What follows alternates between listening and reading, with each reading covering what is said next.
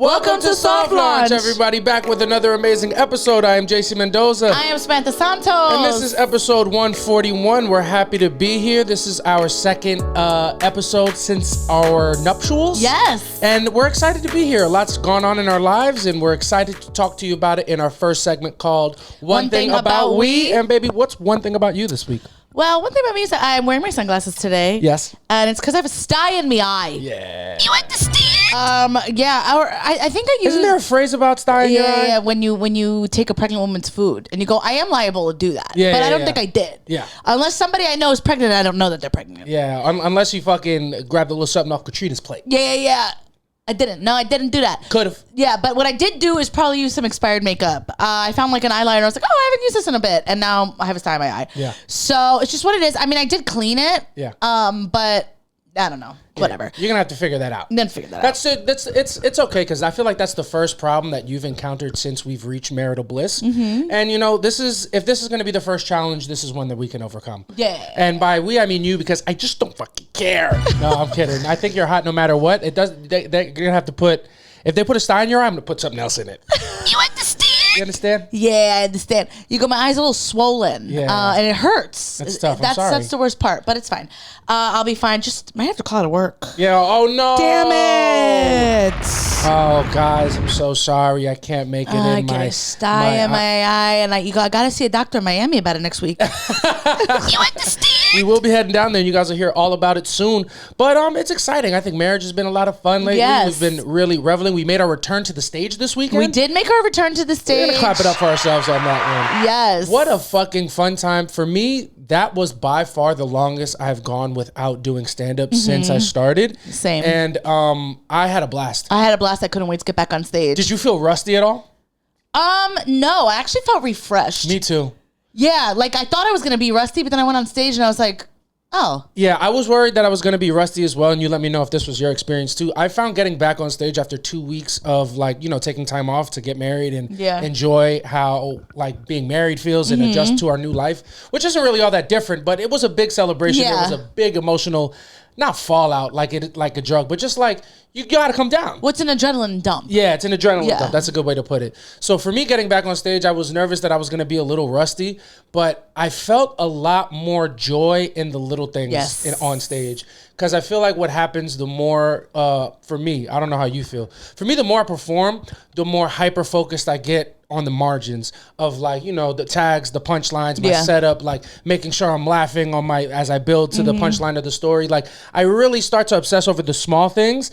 And in that, I lose the real fun of being on the stage, present in the moment, having an interaction with somebody in the crowd that I can't necessarily clip up or won't necessarily become a video that goes on to further my career. But it is extremely fun to do in the room. Oh my God, it's the best. It's one of those things where you do little things like that, little moments with the crowd, little crowd work things that you can't really take with you. Yeah. But they enhance your standing with the crowd in the room. 100%. And it makes the set more fun. And I found a lot more joy in that than I had been finding before I agree. we took the time off. And that was so refreshing. It was so refreshing. I also felt like I was able to trust my gut a little more. Yeah. Or I was excited to trust my gut a little more. I was just making whatever was coming to my mind, I was just saying. Yeah. I had such a good time hosting, and I hosted 3 on Saturday back to back to back. And that, ladies and gentlemen, is what I call the fucking gauntlet. Yeah. Because hosting, usually if you're hosting, the most we will host is 2 shows in a day. Yeah. For the most part. There's the odd day, but Samantha hosted 3. Yeah. She made herself a little bit of money, and she brought the Uber home. Yeah, I had to do that because I was out of the house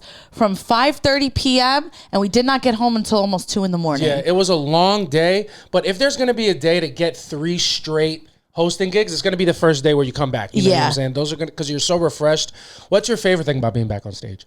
Just I was wanted to try new shit, and so that was exciting. Yeah. I was ooh, I have all these ideas, and I came up with 3 ideas in the last couple of days, and I was oh, this is really fun. I can't wait to do this. I remember when I was first starting out comedy, I was talking to this comedian named Ryan Donnie, who's a very funny dude. He writes on a bunch of HBO shows, and he said he periodically will take 2 to 3 months off regularly.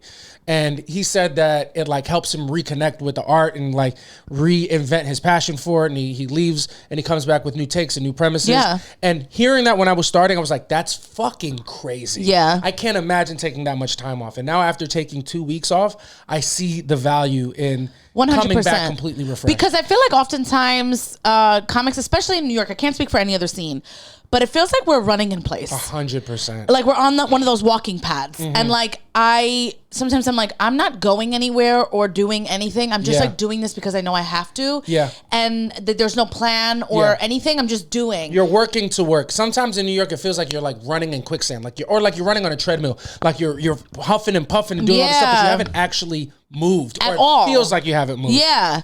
And that's what I was feeling was happening. And now I feel like I feel way more focused on what I want. And like I mentioned to you the other day, I feel like I have just been like, okay, I want to, my goal when I first started was like get on stage, like be good at comedy. And I feel like I've gotten so much better, obviously, than when I started. Obviously, so much further to go. Of course. But I feel good and secure about how I am on stage. And now I'm like, okay, I need to have an actual plan. Yeah, you got to make bigger goals. It's not even a goal anymore. It's like I have goals, but I need to have a plan. Yeah. And like, what am I going to execute first?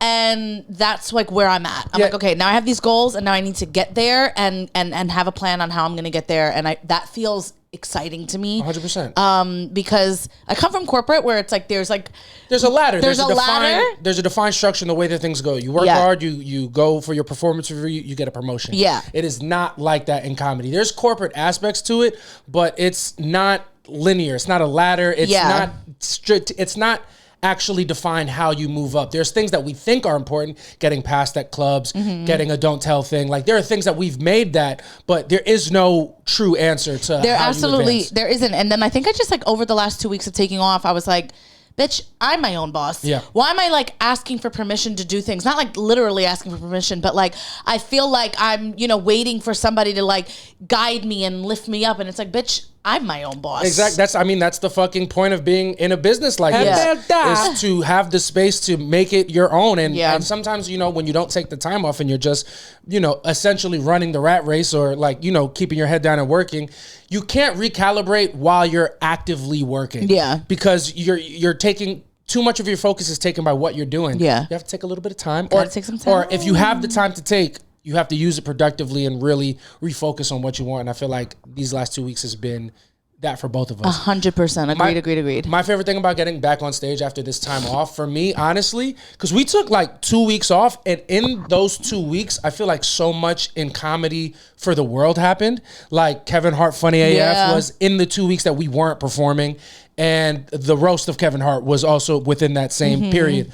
So we were off stage, but we still connected with comedy, but like watching it as truly like consumers. Oh yeah, like yeah, as regular absolutely. people, we were watching it for a little bit. And my favorite thing about getting back on stage was like reminding myself, I'm not like you motherfuckers who watch this shit happen.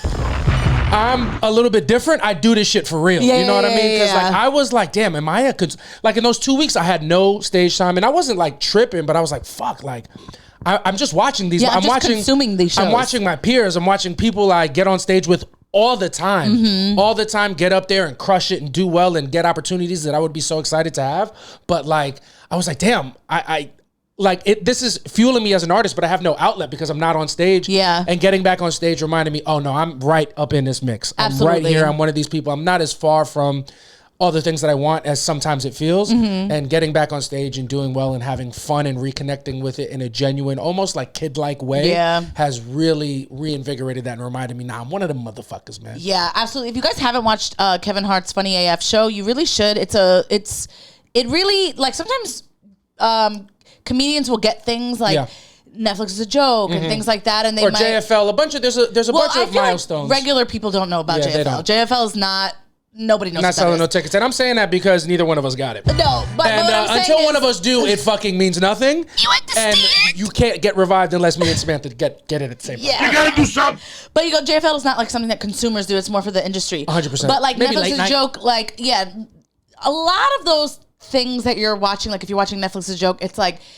It feels a lot to me as a comic in the scene like those people are industry plants. Yeah, a lot of them are like people. You're just kind of like it's what? It's way more likely that they're going to be an industry plant. It's less about the best up and coming comics in the world at that time, and more about who like who has an agent that knows the person who books it. You know, it's not merit based all the time. Absolutely. But I felt like Funny AF was a really good like highlight of like what, especially the New York scene. Yeah, 100%. I mean, there were a couple people, stragglers in there, and you go, what the fuck are you doing there?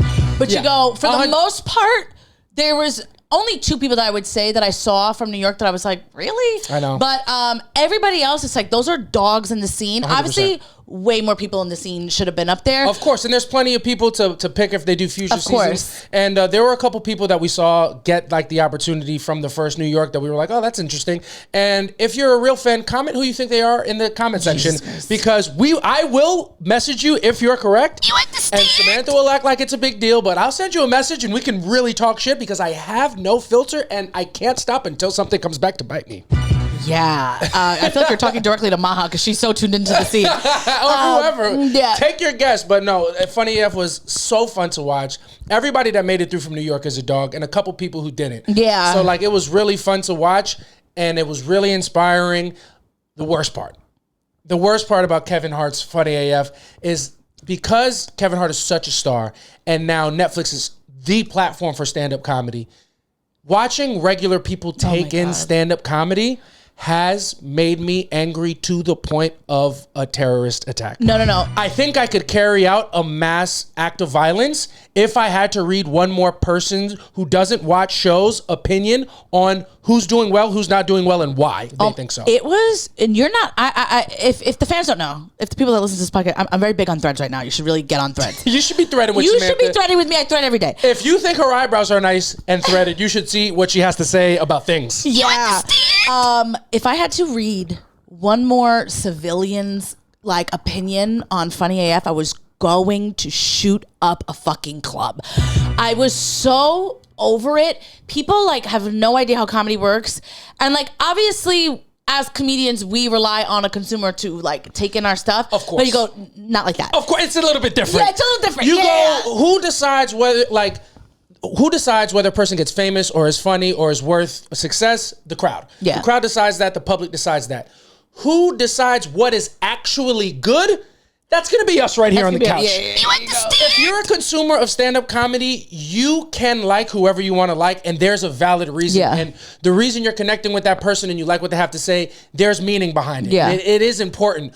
But when it comes to what is good and what is not that good, we fucking tell you. Yeah. You don't tell us, we tell you what's good. Absolutely. We fucking live our lives in the trenches of this specific art form. It's all we know. I'm literally not really qualified to speak on anything else. Yeah, no. It's the only thing I'm qualified to speak on.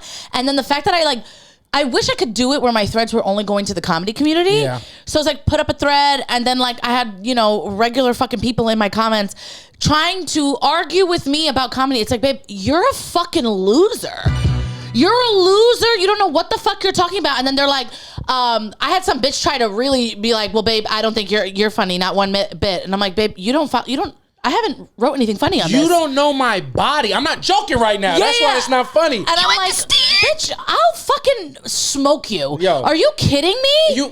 Anytime I feel any type of anger or like actual competitive edge when it comes to comedy, I start to get upset because you're ruining it for me. Yeah. Not you, but like people talking about it. What makes you think that as a consumer who has my career in their hands, what makes you think you know what the fuck you're talking about? Truly. You understand? I don't know shit about shit except comedy. Yeah. So I'm not going back and forth with no motherfucker who like, you think you know comedy, but were you at the Grizzly Pear last night at 10 p.m.?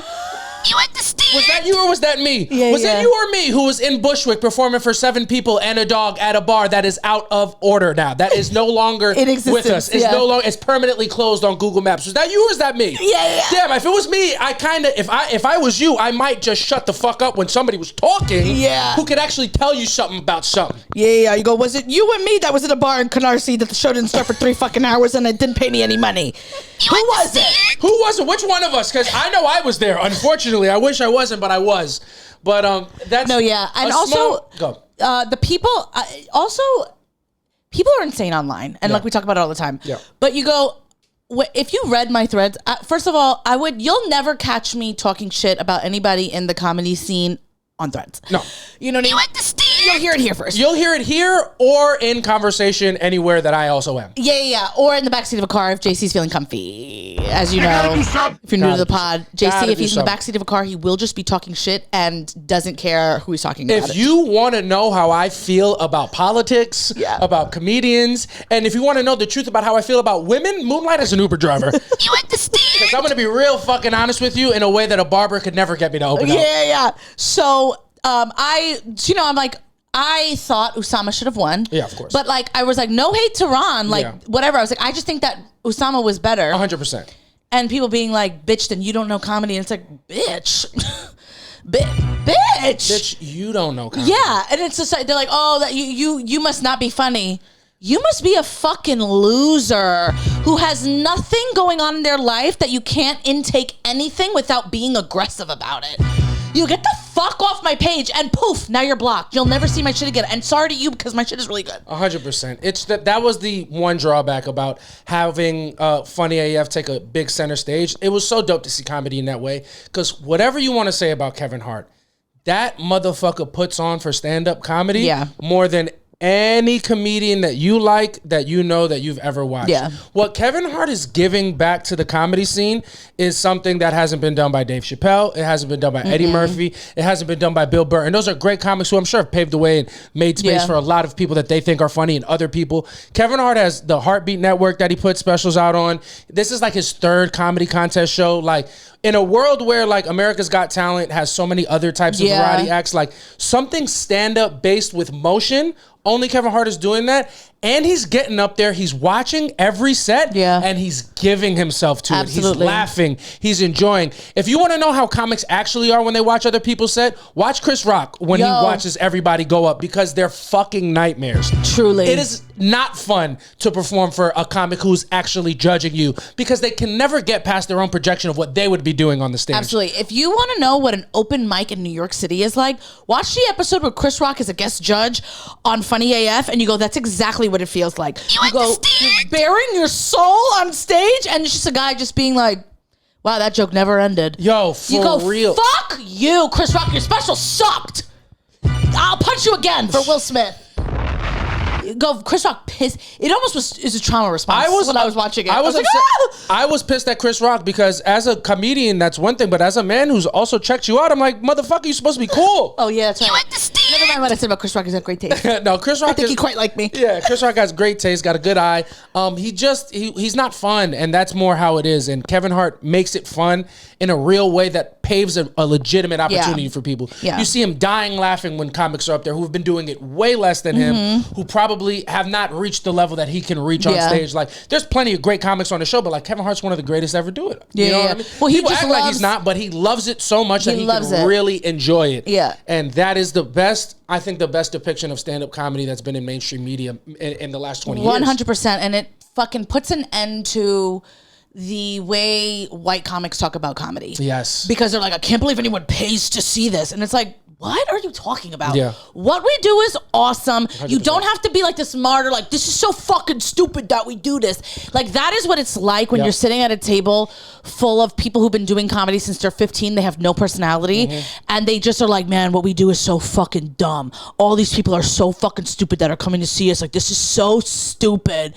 And you're like, do you feel better? Yeah. Like, it's so outrageously corny, and then like they'll be like, anyone who does comedy was a loser in school. It's like, oh, speak for yourself. Yeah, I was not, okay? Wasn't a loser then, not a loser now. I don't know what the fuck you're talking about. 100%, man. And you know, it's just what it is. There's a couple people in this comedy game that aren't that much fun. Shout out to Lev Furry, dropped the special, go check it out. Just not a fun guy off stage. It's just what it is. He's great on this podcast. Great on this podcast. He is fun on the podcast, but if you're just following his Instagram stories, you wouldn't know that he was a comedian because he's never telling a joke. He's never telling a joke on his stories. You are correct, actually. I've never noticed that. Yeah. He really does just only take things seriously. And Funny AF it was fun to watch comedians have to interact with upcoming stand-up comedy in a fun way that makes a lot of space for it. It was beautiful, and for the most part, it was a lot of fun. But once it got into the live rounds, we got to watch people just not understand how comedy works. Oh, why are these jokes not as good as they were in the first round? That's because they used all of their A stuff to get to the point that they were at now. So now they're digging deeper into the bag, because if they still had their best stuff, they would have fucking done it already. Yeah. Because you have to make sure you keep advancing. And this is the first time Evie ever left the couch, and I'm sad, but it's hot in here, and I'm happy for her. And if you're just listening to it, Evie has jumped off the couch for the first time in podcast history since she's been here, 100%. And she's laying on the floor because she's hot as shit. So am I. Yeah, it is what it is, and in more ways than one. Yeah. But it was a lot of fun. Shout out to all the comics that was on it. And if you ever came out to see Samantha and I live at In Rhythm, you've probably seen almost every comic that made it through New York. Oh yeah, because we booked these people, and we have another In Rhythm show at the end of this month on May 31st at 8 p.m. I'll put the link in the bio. Come see Samantha and I do stand-up comedy at New York Comedy Club. But it's been fun. It's been fun. Yeah, getting back on stage was fun. But that wasn't really my one thing. No, what's your one thing? My one thing is it has been 2 weeks since we got married. Absolutely. Clap it up for that. Yes, 2 weeks. Clap it up for us. 2 weeks of marital bliss. Yes, it has been amazing. 2 weeks of marriage. But something that I guess what is unexpected is how into our sex life people are. And by people, I mean our parents. And you go, you spend your whole life keeping your sex life from your parents. Mm-hmm. You're like, I don't even that I live on my own. I just still don't want them to know that I'm having sex. Just a weird thing. Yeah. And then you say I do, and they just come up to you and they're like, "You guys gonna get it in tonight?" And you're like, "What is this?" It's very strange. And it's an interesting phenomenon because it is a complete 180 and an aggressively quick departure from the norm. Yeah. Because it's usually taboo for the most part to talk about sex with your parents. Yeah. And then you're about to get married and your mother gives you lingerie. My mom gave me lingerie, gave you lingerie. And you was in the room that we got ready and I knew we were going to come back there. She kept like, you better use that bathtub. You gotta do something. And I'm like, okay. Like, it's so weird. And then I'm like, not me and my mom being into the same shit. Okay, twin, you know? Twin, I was going to do that anyway because that's how I am. Yeah. I was going to do that anyway. Yeah. But it's been so weird. Because always after you get married, I mean, after we got married, the first question from everybody, even at the wedding, kids? Kids. When are you guys having kids? Yeah. You're going to have some kids? You're gonna have some. When are you going to pop those kids out? Yeah. You guys got to start making those kids. We're watching you dance on the dance floor. We see you guys know how to move. You should use that when you make some kids. Yeah. Are you practicing? Are you practicing? It's like, babe, I don't know how to tell you this. I'm an expert. I don't need practice. I'm on the top level. I've been doing this shit forever. Hey. For more than half my life, I've been in the fucking game. You go, Dad, sorry to tell you. Yeah, Dad, I'm sorry to tell you. You're talking about practicing to make a baby. Sorry to tell you, practice has already made perfect. I'm a pro in there. You understand? I'm one of the best to ever do it. Yeah. I'm not in AAA. Yeah. You know what I mean? You go, I'm out here. I'm in the MLB. I'm a professional. I'm not a prospect. I'm in the majors. Yeah. All right. I'm an all-star. Yeah. I'm a first-round draft pick. Okay. You understand? First-round draft pick. Been a prospect since I was 15. Way too young, but I was in there. I was working. You understand? You just go. They're like, are you guys practicing? Yeah, babe. I've been doing that. Yeah. If you wasn't following me if you wasn't supportive through my high school career, don't come to me in the pros now. You understand? I've been about this shit. Yeah. You had I was so good back in the day. You had a problem with my gifts. Exactly. And now you want them all to be used for you. No, you know what? Fuck you. And then it's like, now they're interested in my sex life. It's like, now I have self-worth. You should have found me back in the day when I had none of that. When I had no confidence. You should have seen what I was doing back then. The numbers I was putting up. You understand? It's funny because we get married, like you get married and then your parents get really interested in your sex life because they want you to have kids. They get interested in your sex life, but the sex life isn't that interesting anymore. Exactly. It's the same guy, and a lot of the time it's the same position. We're doing missionary so we can make eye contact because we love each other. Exactly. You go, all that extra shit, it's like, that's in the past. You know, we're really in love. We're making love. We are no longer fucking. Dog, you know what I mean? For sure. You should have been interested when I was still having shower sex. Exactly. You know what I'm saying? Pretending that. You should have been into it when I was pretending to like 69. You go. You understand? You should have been interested when I was doing acrobatic shit. Yeah, you know what I mean? You should have been interested when I first discovered Manuel Ferrara and started using his moves in real life. You understand? You should have been interested before my back got bad. You should have been interested when I was popping this pussy. Now I'm just popping my hip bone. You understand?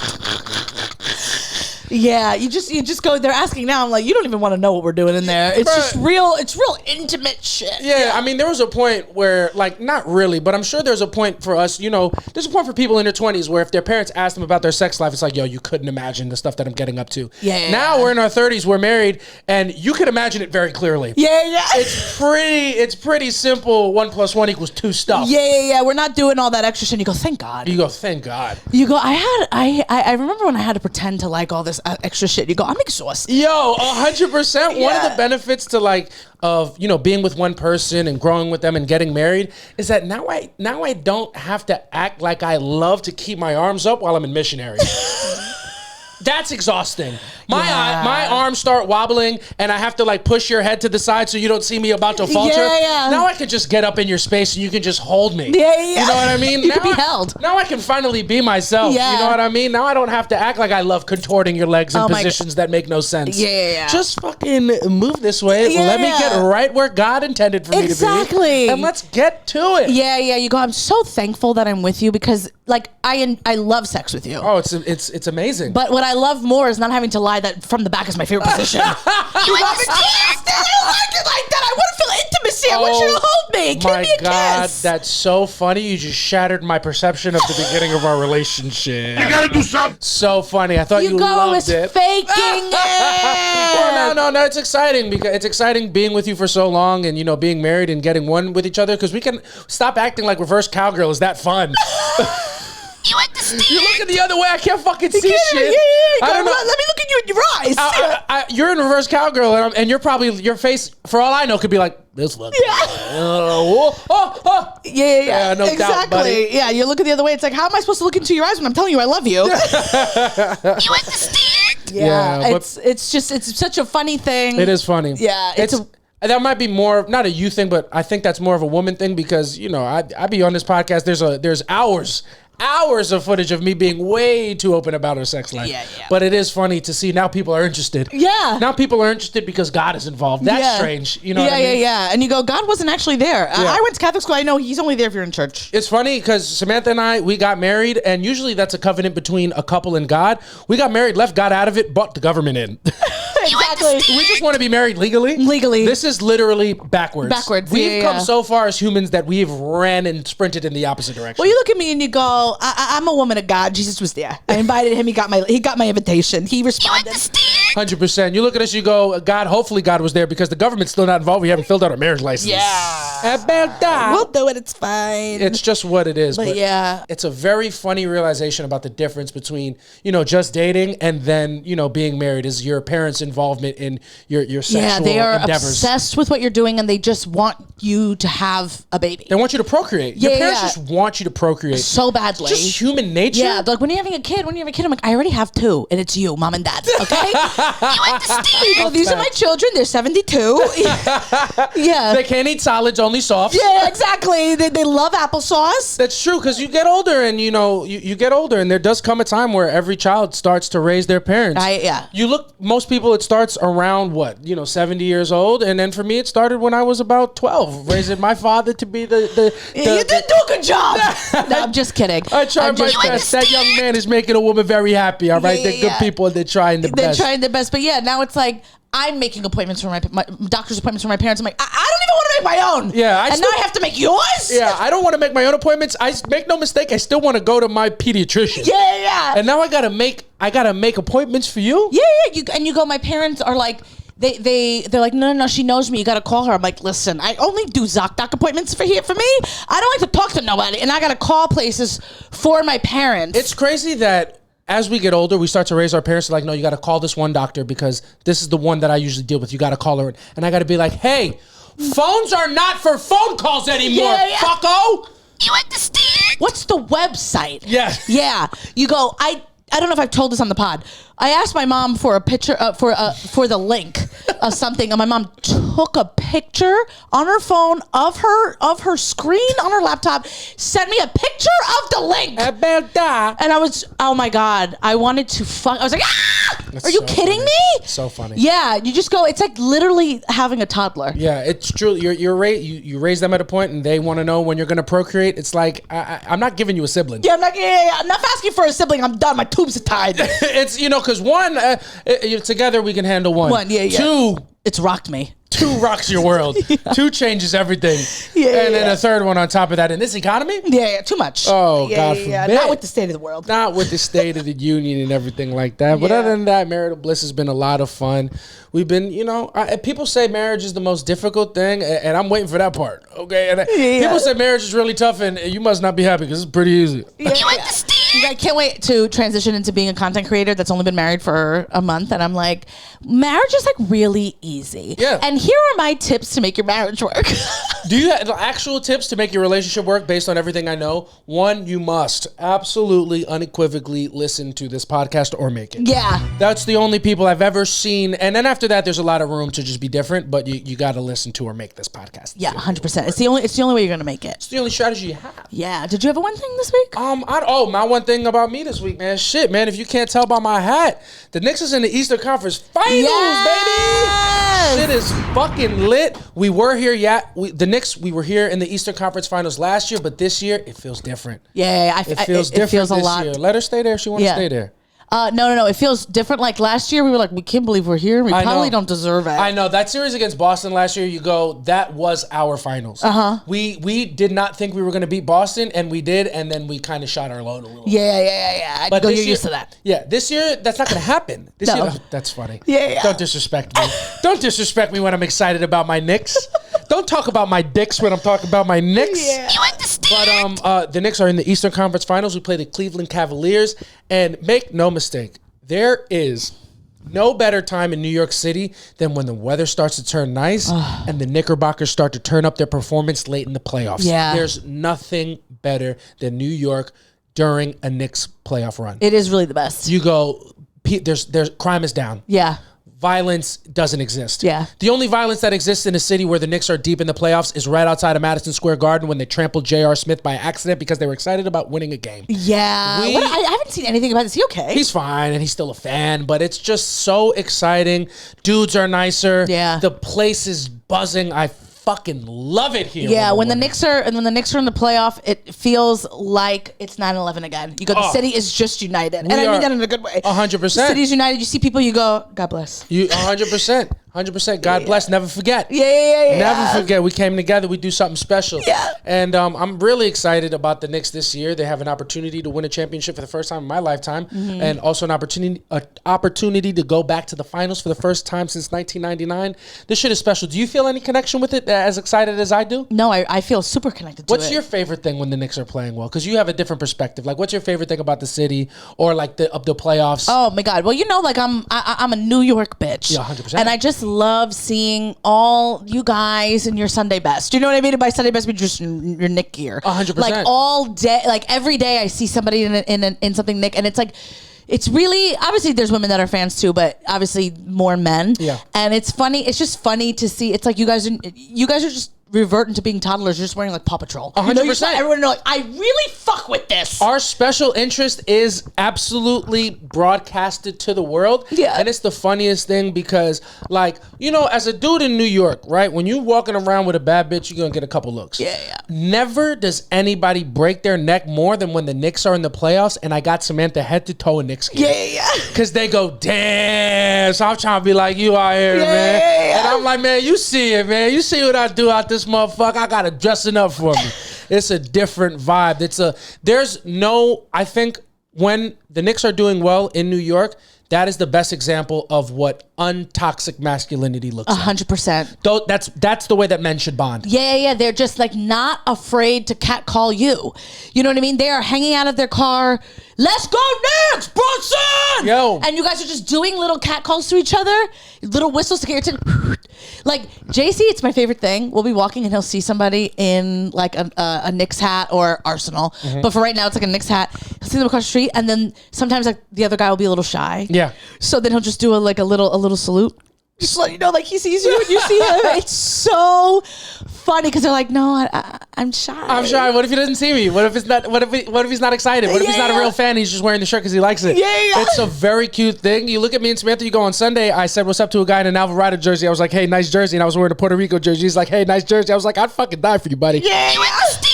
You go, the best part about that is that guy was in an Alvarado jersey and you look at his girl right next to him in a Knicks shirt, said Big Nick Energy, her shirt. I go, she got dressed by her man today. Yeah. I look at her and I do this to her. I give her a salute. I go, we're in this together, babe. Yeah, you give her a salute and then you go.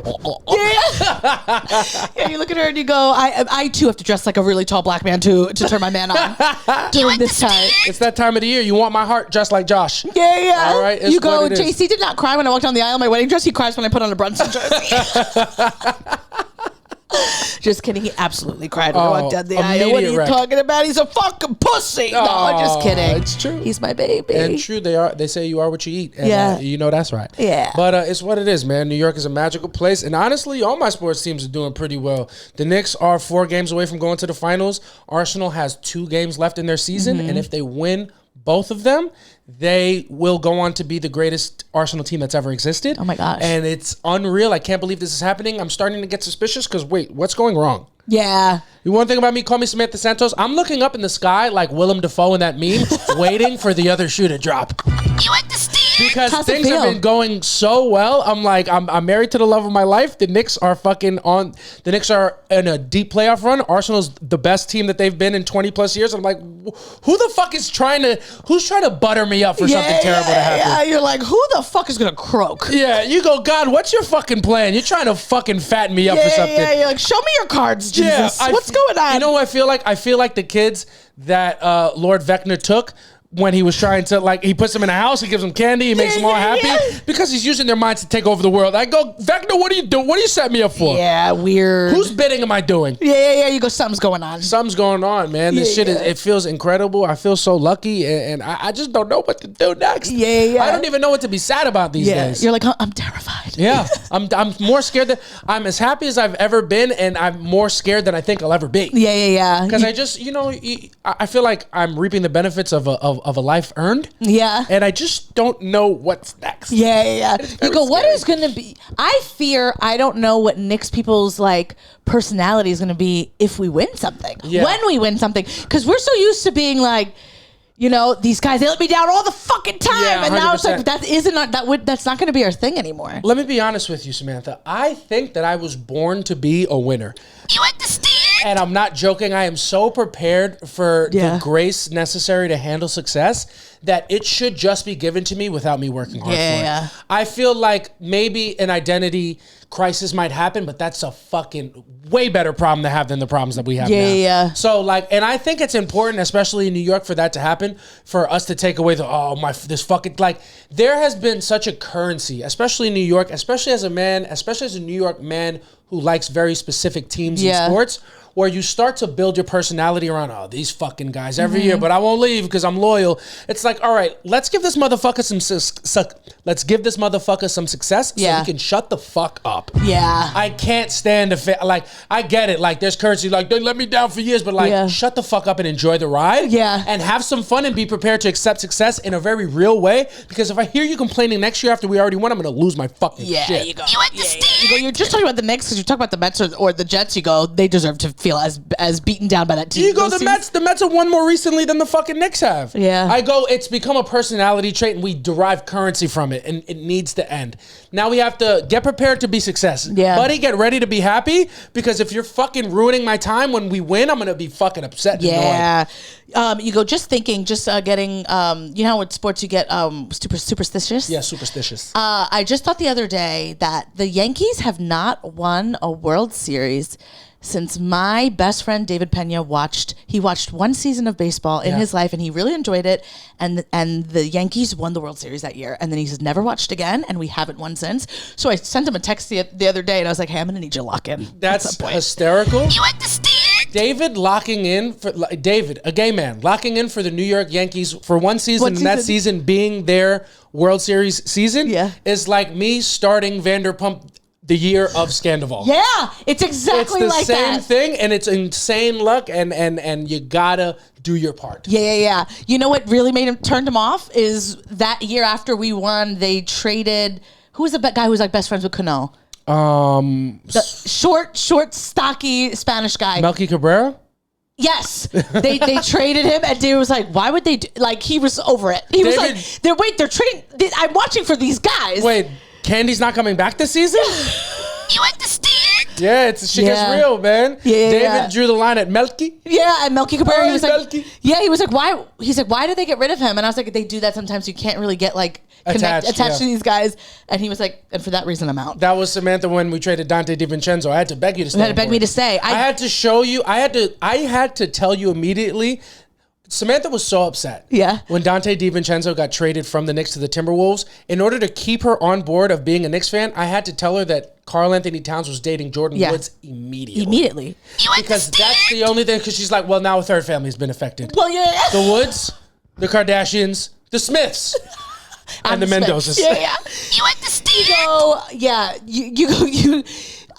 You didn't tell me right away. I scrolled TikTok the same night and I saw Jordan do a thing being like, when you have to spontaneously move to New York, and then she put like the Knicks, and I was like, his girlfriend's Jordan Woods? I'm like, it's fine. I had never Everything will be fine. I had never been so happy that Tristan Thompson cheated on Khloe Kardashian as I was that day, because it gave something Samantha immediately gave her something to sink her teeth in. Yeah, and then she learned Karl Anthony Towns was a little zesty. She was like, I die for this guy. Then he grew up in Jersey, go close enough. You go Dominican, Latino. Latino. It's all. We'll take it. All in. You go, I do want Dante, and I do miss you every day, but you go, you had to go. You had to go. Sacrifice be made. This team we have now is a beautiful team. Beautiful team, firing on all cylinders. You go, Dante DiVincenzo, you did important work, but your work is done. Your work has been done. The rest is unwritten. We'll You understand? We'll mail you a ring pop. Dante yeah. DiVincenzo, we will mail you a ring pop because you earned it. Yeah. You go, we'll always love you here in New York. You go, but you had to go. You had to go. What are you going to do? Heal up your Achilles. We'll have you back. Yeah, we'll have you back. What are you talking about? Come Unless you trade one of the guys I like, then I don't know about then that. You come. No, we'll give him a new contract and come hang out with whatever he everybody. wants. Whatever you want to make a nice sauce. Door's always open, Dante. How's your mother? She good? You treat your mother good? You know, she's a good woman. It's what it is, man. But that's pretty much my one thing. Sports is going well. I'm excited. Life is good. I feel like we could just keep this podcast moving right on. Actually, I kind of want to bring one thing back because we touched on what? Yeah. No. I was gonna say, wait, what is it? Yeah, we touched on Funny AF. On the flip side of the fun side of stand-up comedy, there was also a massive there was a massive Netflix roast for Kevin Hart that showed a little bit of a different side of comedy. Yeah. And me, for one, I loved it. But anytime anything on Netflix happens with comedy, it just puts comedy in the spotlight. And that's fun for us because that's where we live our life. But it just invites the opinions of people who just don't know what they're talking about. Bro, yeah. What was your biggest takeaway from the Netflix Kevin Hart roast? That people like to type. Yeah. You understand? People like to do like a whole dissertation, which is something Dr. Cheyenne Bryant could never have. Okay? Can't find that dissertation anywhere. 100%. If you don't know about that, look up Dr. Cheyenne Bryant. So and funny. you go, pulling her full name out was crazy because I didn't even know I knew it. That's crazy. But you go, people like to type a lot, and you just go, you can't do that about jokes. You can't. It's just, you cannot take a joke. The minute we are taking jokes seriously, you just go, and I'm out. Yeah. You go, you're not as smart as you think you're just not doing meaningful work. You 100%. Go, there are a million other people you can be writing your fucking paragraphs about. You just go, stand-up comedians are just never going to be the people unless it's Tony Hinchcliffe. Then you can write whatever you want. I fucking hate that guy. No, 100%. And you go, roast wasn't bad. The last joke, the George Floyd joke, trash. Not funny. You go, I'm not sensitive, but you go, that George Floyd joke had nothing to do with Kevin Hart, had nothing to do with what was going on. You just said it for shock value. Yeah. It was just a throwaway joke that wasn't funny, and it was corny. And you go, Puerto Rico's a floating island. You go, you are who you are. Yeah, 100%. I fucking hate you. It's not. Your roast was good. His roast was very good, but the joke is bad, and it's just a bad joke. We all have bad jokes. Okay to every tell comedian a bad up there had a bad joke. 100%. Nobody crushed the whole entire time. No. Zero misses. Like, it's okay. And you can write think pieces about comedy, but you're not doing meaningful work. You're just not doing meaningful work. You have to treat comedy. I really think this, because it'd be one thing if we were just getting up there and speaking and passing our thoughts off as the genuine truth. Yeah. Right? With aim to like deceive or lead people in a real tangible way. Yeah. But you go, our art exists in satire. Yeah. We are telling you we're kidding before we open our mouths. You pay money to sit down under the assumption that what you're about to watch is not 100% serious. Yeah. And it's right in front of your face all the time. At no point are you being duped like, oh, this is terrible. Yeah. Why the fuck is he not taking anything seriously? That's my job. That's my job. That's what you've paid me to do. Yeah, this isn't a commencement speech. 100%. Even if you're watching on Netflix, you've paid for access to joking. When you said, okay, when you clicked select on a roast, you go, these are comedians, this is comedy. They're going to be telling jokes. You should be treating comedy the same way you treat music. If you hear it and you don't like it, you shouldn't fucking listen. And that's for all the Drake haters. You're going over it. Oh my God, please. We haven't even gotten to my Iceman yet.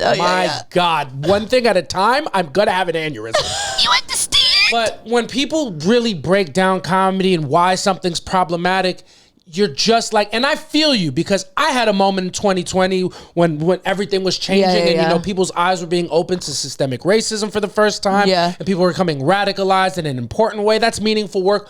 But we are not in that same place. You have to grow and understand that some forms of media are not the full 100% truth. And you can live your life in truth. That can be your truth. But don't come over here ruining my good time. And if you're going to come to try to ruin the good time with think pieces on why jokes are problematic or not, don't fucking try to take people's livelihoods away when they're trying to tell you, I don't fucking care what you have to say. Yeah. Because it doesn't matter. It's meant for entertainment. Yeah. And you really, unfortunately, have to take it at face value with as much Himalayan salt as you can. Yeah. It's just not worth taking it seriously. Yeah. It's not worth it. Yeah. It's comedy. We're 2026. There's serious places to get your news. Absolutely. If you're looking at comedians like, I can't believe this person says this. Oh, they're saying that because they really feel this way. Then don't fucking platform them. That is that's how you get back at them. Yeah. You don't platform them. Stop interacting with Tony Hinchcliffe. If you hate his shit, just don't fucking watch Kill Tony. Yeah. Don't pay attention to his part at the roast. The more you tweet about it, the bigger he gets. Because whether you like it or not, just let it rock. Yeah. Whether you like it or not, he's made a platform. 100%. People love him no matter what, and it's not going anywhere. Well, you go, the idea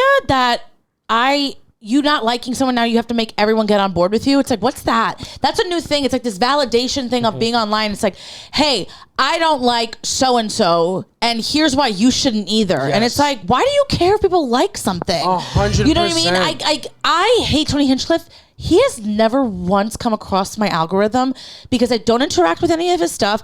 I didn't even know what Kill Tony was until you told me about it. I was like, what the fuck? One thing about me is I like the comedy that I like, and I don't see any of the stuff. I barely see comedy on my algorithm. You go, I just don't want to see it. These are my colleagues. No, not interested. Let me see nails. You know what I mean? So it's just like it's just, you just really kind of now are seeing people just be the most insane, and you're really seeing it because they're taking comedy seriously. 100%. Because people do this about everything, but when you see them doing it about comedy, you go, oh, you've really lost it. Let's really think about what you just said. Taking comedy seriously.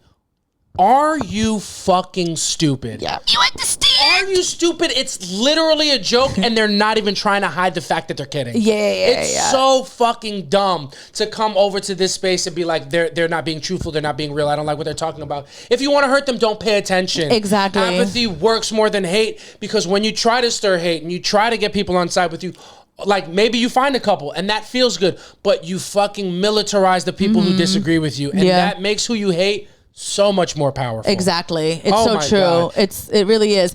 And like, obviously there's nuance to everything or whatever. Cause you go, you watch fucking Dave Chappelle's special where he talked about trans people, and you go, this isn't funny anymore. Yeah, it's not, and it's not. And now, ask me if I watched Dave Chappelle's last special. Yeah. I didn't watch it because it's not good anymore. Yeah. It's not good anymore, which you would know if you watched Naeem Hines at the roast. Yeah. Who made a very funny joke about it. He's like, yo, nice special. Some jokes would have been nice. Yeah. You understand? And you go, that's a good roast. It's also meaningful work. It's meaningful work. And you go, it's okay. It doesn't mean he hates Dave Chappelle. It just means like, bro, get back to the stuff. Or do whatever you want. I think it's you can say something is trash or that you don't like it. Fine. Fair play. You're sharing an opinion. I don't like it when you're sharing it about me, but it is what it is. Yeah.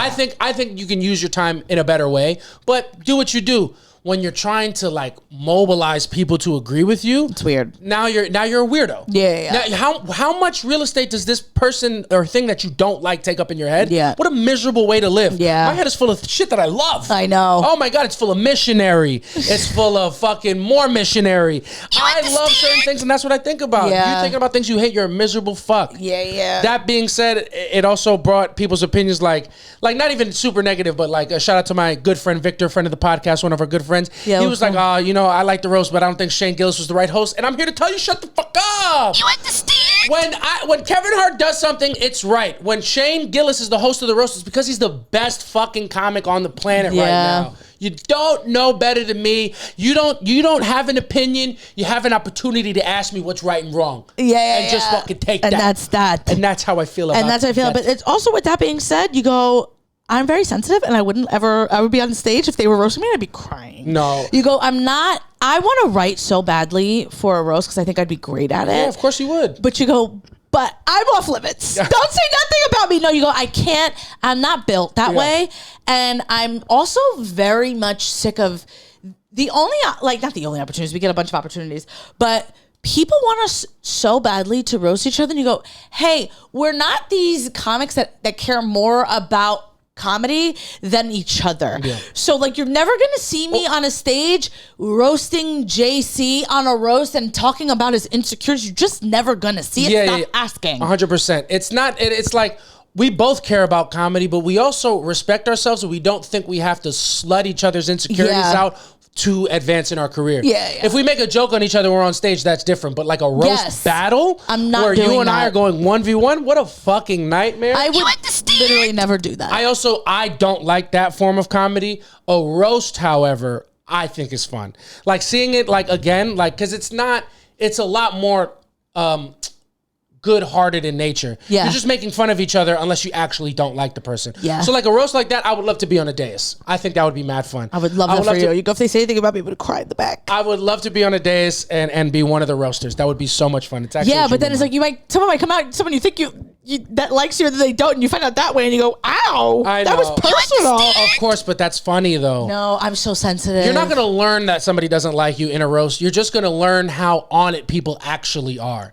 Because like, there's nobody that I can go into a roast with right now that'd be like, oh, so this person actually hasn't liked me this whole time. It's more like, oh, this motherfucker been clocking my shit way harder than I have even been thinking was possible. And you go, I don't like to be clocked. That's the part that I run from, but I don't fear hate. No, you go, I fear it all. I just don't want to hear anything but a glowing review. I hear that. And if it's not glowing, just keep it to yourself. I'm not God's strongest soldier. This is a tough battle. It's a tough battle, and you go, I don't need to hear it because I'm telling myself those things all the time. So I just don't need to hear other people say it. Samantha's head, there's a roast going on all the time. She's up there, she's on the dais, she's the guest of honor, and she's the surprise guest. He's like, Samantha Santos is here, everybody. And I go, fuck. She's really good at this. Samantha's here. And the only thing scarier than her lack of self-esteem is her huge gums. You understand?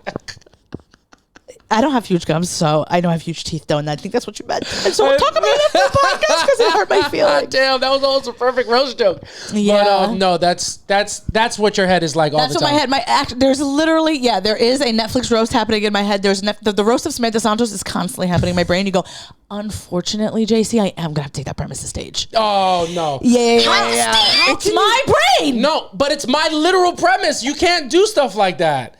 We can talk about it, and you can't just take things that I actually say on the record. Then why did I just do it? Samantha Santos is here, ladies and gentlemen. Clap it up for Samantha Santos. Samantha, if you're here on this couch, then who's holding JC back in his career? You understand? You go, I've given you some of your best stuff, so maybe shut the fuck up and let me have a little something. She's like, I've given you your best stuff. Hair salon, missionary, more missionary. It's my best work. No, you go, Cleveland. I gave you that. I remember you tried to tell me. I thought it was Ian because we're so good. Ian Lara, who's arguably one of the best comedians in the scene as well. Yeah, absolutely. You go, really good pen. I like his really jokes good a lot. pen, really positive attitude that I just love to be around all the time. No, yeah. And you go, really good selfies. No, just kidding. You go, his filters are unmatched. Unreal. I mean, you go, his skin is it's porcelain. Like, it's not white porcelain, but like, it's beautiful online. I mean, whatever filter he's using, I need to know. But incredible. you go, I love Ian. That might be out. You go, no, that's all positive. He's hysterical and he has great skin. He's absolutely hysterical. And one day, me and he's a cutie. Yeah, he's a little cutie guy. He's hysterical. He's just a little cutie. One day, me and JC are walking the street, and JC goes, yo, thank God for Ian Lara giving me the joke about going to Cleveland and LeBron going to Miami, coming back to Cleveland. And I literally, it was like probably the most man I ever got at you. I just stopped and I was like, are you fucking kidding me? I completely misremembered it. And then you're like, what? And I'm like, I gave you that joke. And you're like, no, I think Ian did. I'm like, no, Ian told you to use not, because wherever the fuck else that you did it. And I was like, Ian and another comic they said use a city with a harder C. Yeah. Because I used to use Charlotte because it was Charlotte. true. Because it was true. And I think what he might have said Cleveland or a city like that. Yeah. And you said, oh, make it with LeBron. Like LeBron has Cleveland and Miami. So you brought LeBron in. I think Ian brought Cleveland in, and I forgot about your contribution. Left it all in. And you go, very funny joke. So you go, unfortunately, I'm taking that person, but we'll talk about it after the show. Yeah. My people call your people, it's fine. And I won't ever do a roast, and stop asking me and JC to do a roast. And the only huge opportunities that JC and I have ever gotten have been to exploit our relationship. Oh my God. Or act like we're single. Yeah. And you just go, I don't know if we've ever talked about it on the podcast. But, I think we have. About Jay Shetty. Jay Shetty. We got asked by Jay Shetty's people to talk deeply about our biggest problems. Yeah. That was... It was like a couples therapy thing. And we were like, we immediately started coming up with problems like that we could talk about. And then I was like, what are we doing? Yeah. And then I was like, we're not doing that. Yeah. Like, I'm not going to exploit our relationship just to get popular. Who are we? You understand? And flopped. Yeah, that's all out. You go, a lot of what we've just said is out. Yeah, you go, we're going to bleep out the names. We're going to still talk about it. Yeah, it's just what it is. Just what it is. And when you say we, be me. Yeah, you go, because you got a part-time job. You go. Fuck off. Yeah. JC's here, everybody. JC's here. JC, it's good to see you. If you're here, who's doing a job that could be done by a 22-year-old on a minimum wage salary, even though he's 33 with a wife? Yeah. You go, babe. Not 22, 19. You go, someone can work that job with working papers. Yeah, you go. So the only other person at my job who's a content creator makes content where he just walks around the Bronx in his underpants. Yeah, in his underpants. Absolutely. He's Captain Underpants. These are who my fucking colleagues are. Yeah. I need to fucking grow up. Yeah. Life. You understand? What are you going to do? In my job, I'm too grown up. You go, I need to become a kid again. You look at us, you go, we got to switch. You got to swap. We got to switch. It's what it is, man. I will say one thing I'm looking very forward to in marriage. You know, people look forward to growing old together. People look forward to creating a family. I'm looking forward to going back to the doctor. You understand? I'm looking forward to getting a little, like some people want to get in there. I want to get insurance. Yeah, absolutely. Once Samantha and I sign those papers, get that license all fucking renewed and sorted out, and we're officially married and recognized by the government as two people who are together. Yeah. I'm going to fucking visit every doctor in the tri-state area. Are you really? Absolutely. You're going to pop one day, and I'm not going to tell you when. One day you're going to go to the gynecologist and I'm already going to be there. Just because I can be. Yeah. You usually go to the doctors for checkups. I'm going to go start checking up on doctors. Yeah. You understand? You're going to see me in the waiting room and give me a salute because we'll both be a Knicks fan. Oh, man. It's going to be like the end of Dark Knight Rises when Batman looks at Alfred and he's like... That's the thing. 100%. We're going to be at the same doctor because you look at $20. You look at copays. You go, that's a cover charge. I'll get in there and talk to my boy. Absolutely. Hey, how's everything? What brings you in today? What keeps bringing you in? Yeah. How are you? How are you feeling? What can I help? Nobody ever asked you about you. Yeah. You start acting like Dr. Orna to them. I just take my socks off and get on the couch. Keep going with what you're saying. Keep going. And where are you in all of this? Yeah. You understand? That's what I'm looking forward to. Yeah. Speaking of something else that we're looking forward to, we are looking forward to Love Island. Ooh. This year. Love Island is coming. Lucito, don't you dare hit that fast forward button, all right, buddy? Because we're not talking about specifics. We're just talking about the ins and outs and broad stuff. Yeah. You go, it's starting again. What are your hopes for this season? I don't know if I have hopes for the new season of Love Island, but I do have resolutions. Yeah. I want to treat this Love Island as essentially a new year for me because last year during Love Island, I was not my best self. No. I got way too emotionally involved. Yeah. I got way too deep in the breakdowns of what meant what. And the cardinal sin that I made watching last season of Love Island was that I looked at the contestants as fully formed regular people. Yeah, you can't do that. And I just will not be doing that again. That's a mistake I will only make once. Yeah, you have to treat them like Sims. You have to treat them like Sims because you do have that power over them. Yeah. And every time one of them does something I don't like, I'm just going to take a deep breath and be like, this is AI. Yeah. This is not a real human. Okay. Yeah. So I'm not going to hate them and I'm not going to treat them bad because they're just here to do a job. Yeah. And I'm going to make sure I remember that. I'm going to take everything I watch with a grain of salt. I'm going to practice what I preach and I'm going to have more fun with this season of Love Island. Same. Until somebody pisses me off. Yeah. We're gonna give it our best shot. Yeah. And you just go, I'm gonna be threading later that like I need to find the people on social media that are watching Love Island for fun, not to tell somebody, if you like this person, you have no morals.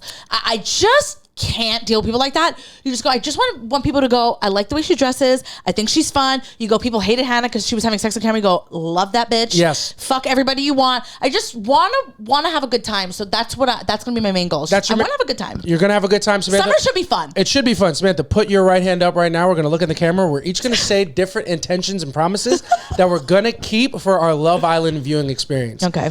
I promise that during this season of Love Island, I will not make one parallel to race relations in America when characters on the show are interacting. What about you? You understand? I can guarantee I won't do that this year. Yeah. I will not make Love Island a racial sub-commentary on the state of different races of people in America. I won't do that with this season of Love Island. I will not scroll on the X's of any of the Islanders' pages and take anything that they say at face value. I can promise that. Yes, good promise. I promise that even when there's an Islander I don't like, I won't go to their pages and make negative comments on posts that they made before they got in the villa because I want them to see how much I don't like them when they get out. Yeah. I promise I won't do that. I will not surface a video of someone with saying a slur on their story. I won't do that this year. I will not try to take someone down because they said a word they didn't know what it meant. Yes, 100%. You understand? I promise that I won't interact with anybody on the internet with a different opinion than I do about the people I like and the reasons why I like them. Yeah. I promise I won't start any group chats with my sisters who almost only have opinions that I disagree with when it comes to this reality shit. You understand? Yeah, you go, we don't really do any of those things, but it's very funny. Like the way that people interact with these with Love Island is scary. So I really, what I can say is I will only interact with things I like because I need to be more positive. But you go, we're stepping into a psychosis. People don't understand. Yeah. Love Island is a bit of a trip. Yeah. We're about to go on a month-long psychedelic trip. Yeah, it's a journey. It really does. You shouldn't be watching TV this way. And you go, it is like a Black Mirror episode. And you go, unfortunately, take me. Yeah. You know what I mean? You go, you're just looking up and you just go, I'm the lady from that documentary we watched from Knickerbocker. Take me now. You go, I don't care. I go, is that Kool-Aid? Because I'd love to drink it. Yeah, I want to drink it. You go, I'm going into that psychosis willingly and just go, you can't stop me. Yeah, we just gotta, I feel like we just gotta get society together, especially like Gen Z and Gen Alpha. We have to get the younger generations together and have a pep talk before the season of Love Island. Yeah. Hey guys, this is a reality TV show. Yeah. These people are not perfect. Yeah. They've made mistakes before they got in here and they will make mistakes while you watch them. Yeah. And then they're going to make mistakes once they leave. Yeah. What we are not going to do is we're not going to try to attack anybody's livelihood or research their old posts and try to surface it while they're in the villa and can't defend themselves because we don't like their outfit or who they're talking to because we like another person more. Yeah. You look at it, you go, this is frying the young generation. It's just exposing. We don't know how to watch things and take in things. I go, I've been a toxic sports fan my whole life. Yeah. I don't like plenty of people, but you can't talk to them about it. No, you can't. You just can't do that. You just go, I want like Gen Z and whoever the hell is watching Love Island to understand you cannot like somebody. It's okay. It's okay to not like somebody. You're allowed. You don't have to villainize them. 100%. You just can say, you know what? I not my cup of tea. I don't think I would hang out with that person in real life, and I just like don't like the way they're moving. You're also allowed. It can end right there. Yeah, it can end right there. And well said. You're also allowed to just like somebody. Yeah. You're allowed to like somebody more. You don't have to create this whole heroic narrative and laundry list of reasons why you like somebody. Well, you know, I thought they were cute, but then I went to their profile and I saw that they had a watermelon. Yeah. And I go, that's great. Yeah. You don't have to do all that. You can just like somebody. Just like somebody. You don't have to then go double check and make sure, oh, you know, I thought that they were cool, and then I went to their page and I checked and I saw that they had a Kamala sticker, so I love them now. I'm like, that's not important work. It's just not important work. You're just not doing important work. You can just like somebody because of how they look and sound. Yeah, you go to Love Island. Yes. You go, the fact that people watch Love Island and they go, I want to know the way these people think outside the village. They're on Love Island. They said yes to this. 100%. And you want them to be good people. You go, none of their frontal lobes are done. No. None of they haven't even finished cooking yet. You're hating on a baby. Yeah, you go, you're older than them. You're hating on a rough draft. This is not even finished. It hasn't even been revised. Yeah. It hasn't even been submitted yet. They would never publish this. There's not even close to done. But you're so upset. We gotta just take a step back and enjoy it for what it is and really relax. And you go, I have to tell myself that too, because there were people that had different opinions than mine. I go, oh, I didn't know you were stupid. Yeah. 100%. But you go, this is we're gonna try to practice what we preach, and I think in that levity that we're gonna take the show in with, it's gonna enable us to push out very fun content, refreshing content about it. Because I couldn't do it last time. Oh, I couldn't. I got way too invested. And then you watch Beyond the Veil and you go, all of them fucking suck. Jeremiah sucks. Yeah, they all stink. Fucking Hannah sucks. Yeah, you go. Iris and TJ suck. Pepe is the fucking man and he sucks. They all suck. They all suck except for Taylor a little bit. A little bit after watching Beyond the Villa, but you just go, yeah. You go, they all stink because they're stupid. They're young. Like, I don't want to ever be around these people. Why don't go out? And be clear, they don't suck because of the content of their character. They suck because of their age and nothing more. And nothing more. These are children and I hate the kids. They suck. Yeah. And then you'll have the most insufferable person who's 38 years old or something like that, and they're going to go, no, they're not that young. I wasn't like that when I was 25. Yes, you were. And I'm here to tell you, you're like that now. You're insufferable. 100%. You have no real friends. 100%. Everybody hates to be around you. You stink. You stink. Oh my God, I can't. We can't, and we're not going to. We're going to carve a path forward to create a better, happier world, and that only exists with all of you lovely people. Yes. Thank you guys so much for listening. This has been another fantastic, if I may say. Yeah, I think we got a little negative in there a little bit, but you go, what are you going to do? We got negative in a positive way, and you look at us, you go, we did important work. And so did you guys at home for listening. Thank you so much. If you liked it, please leave a comment, a like, subscribe, tell your friends about us. We love to interact with you guys. We also ran into a softie in the street in Astoria. Sophie. Shout out to Sophie for listening, and you made it this far. You're the fucking softie of the week. We love you. Melvin, I'm sorry I didn't get back to your DM in time, but next time you come up, like DM me. DM Samantha. She's better about responding. You go, JC's the worst. I am not the best, but I do love you guys. Our link to our bio link is in our bio for the next In Rhythm show. That is going to be May the 31st, 8 p.m. at New York Comedy Club. Come see Samantha and I do stand-up comedy. But promo code Boogie, BOOGIE. Cheaper tickets. That's how you get it. But other than that, thank you guys so much for listening. We'll catch y'all next week. I've been JC Mendoza. I'm Samantha Santos. Bye. Bye.